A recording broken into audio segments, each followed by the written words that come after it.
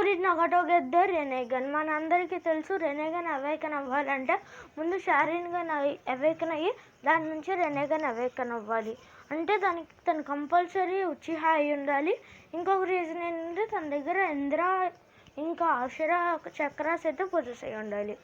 కానీ మన నగోటో అయితే ఒక ఉజుమాకి ఇంకా తన దగ్గర ఇంద్ర ఇంకా అషరా ఒక చక్రాస్ కూడా లేవు. మరి తనకి రెనేగన్ ఎట్లా వచ్చిందని మీకు డౌట్ రావచ్చు. తనకి రెనేగన్ అయితే స్వయాన అవేకన్ అవ్వదు. తనకి ఒకళ్ళు ఇంప్లాంట్ చేస్తారు. ఆ ఇంప్లాంట్ చేసేది ఎవరంటే మాదరా ఉచిహా.